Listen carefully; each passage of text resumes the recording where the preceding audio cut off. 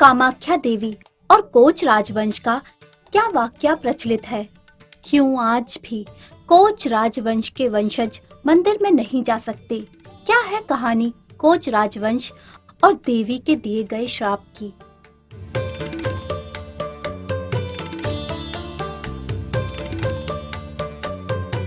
बात सदियों पहले की है, जब कोच राजवंश का शासन आसाम के अधिकांश हिस्सों में फैला हुआ था और मंदिर का मुख्य संरक्षक यही राजवंश था।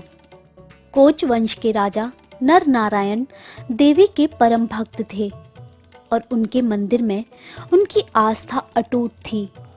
राजा का विश्वास था कि देवी उनकी हर प्रार्थना सुनती हैं और उन्हें शक्ति प्रदान करती हैं। राजा नर नारायण प्रतिदिन कामाख्या मंदिर में देवी के दर्शन के लिए जाते थे। उसी समय मंदिर के मुख्य पुजारी थे केंदुकलाई, जो देवी के परम भक्त थे। कहा जाता है कि केंदुकलाई की भक्ति इतनी गहरी थी कि देवी स्वयं उनके सामने प्रकट होती थी और उनकी प्रार्थना को सुनती थी। केंदुकलाई देवी के प्रति अपनी आस्था और पूजा में इतने लीन रहते थे कि उन्हें देवी की अदृश्य उपस्थिति का एहसास होता था। एक दिन एक दुखी माँ अपनी मृत बच्ची को लेकर केंदुकलाई के पास आई।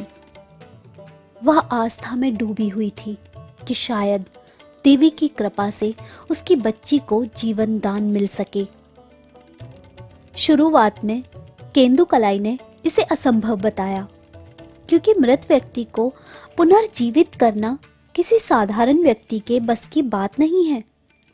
लेकिन उस माँ ने केंदुकलाई से माँ से एक बार प्रार्थना करने का अनुरोध किया।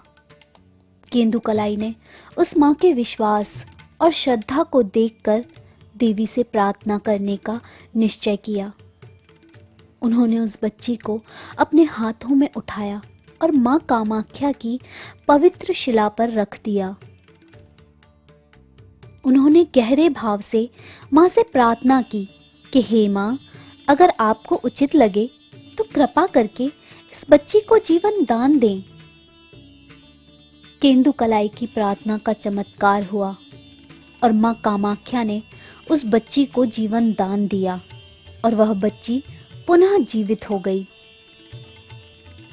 यह चमत्कार पूरे नगर में फैल गया और आखिरकार यह खबर राजा नर नारायण तक भी पहुंच गई।